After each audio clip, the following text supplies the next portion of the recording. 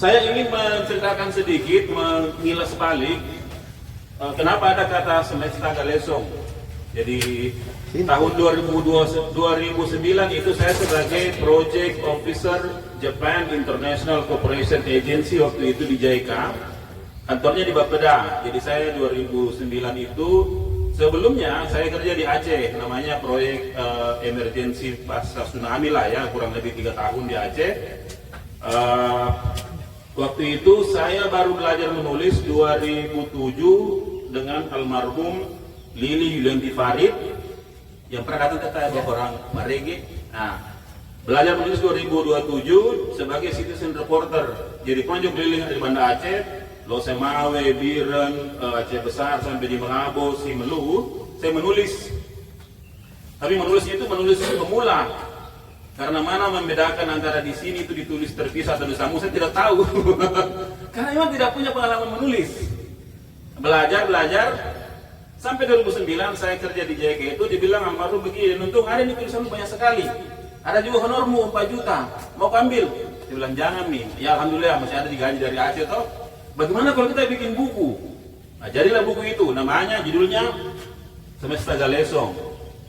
Jadi kalau ada yang bertanya isinya apa, saya itu menjelaskan isinya sejarah terbentuknya kerajaan Galeso dulu-dulunya, kemudian bagaimana daya tahannya warga atau komunitas di pesisir Galesong, dan bagaimana berkembang.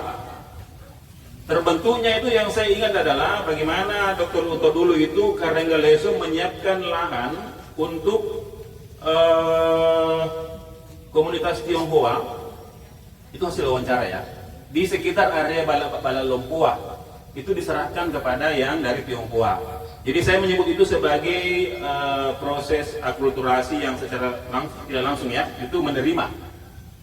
Lalu juga bagaimana kedekatan dengan Bapak Guru, Pan Koong, ada semua di buku itu, Om Rusdin. Lalu kalau mau yang misalnya bagaimana dia bertahan, itu tadi Pak Toraniang, Pak Pekang.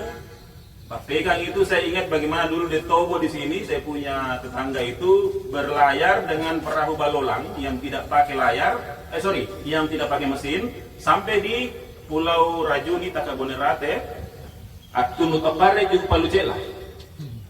Ada di buku itu ceritanya. Itu cara bertahannya kan warga. Lalu yang lain-lain pengalaman bapak saya almarhum itu pernah kerja sebagai social officer di Plain Riol di Kanada. Sebagai social officer, saya SD SMP di sini itu sudah diajar menulis bagaimana minta bantuan dari Kanada, misalnya bantuan sepatu, baju, dan itu saya menganggap sebagai bagian dari praktik pembangunan yang kadang-kadang juga perlu diluruskan bahwa tidak. Bahkan mewawancarai tetangga Kak Bahtiar AKP Bahtiar Renambung, kasat sersenya Polres Buah. Dia masih polisi di Takalar. Dia bilang, Nambung, cari saya dulu informasi, itu jalan Poros Barombong ke Galesong, berapa korbannya tiap tahun? Nah, boleh nggak dapat. Jadi Riolojo ada, dia sebut Om Rusdin, dia bilang, dan untuk itu antara tahun 2000 sekian lah ya, itu trennya begini, semakin dari tahun ke tahun semakin tinggi korban kecelakaan. Karena memang intensitas orang menggunakan itu besar. Saya langsung simpulkan bahwa tidak boleh kita menggunakan kapasitas jalan seperti itu, sementara dinamika warga semakin kencang, semakin banyak orang. Paling tidak diperlebar atau tidak boleh lagi serampangan orang menggunakan ruas jalan. Waktu itu ya, ada di buku itu. Belum lagi kuceritain tentang Limpu Mendring nih, Rolo di Maroloa. Toh, sampai sekarang saya lihat itu masih begitu juga. Nah itu yang kita ingin suarakan ya. Oke.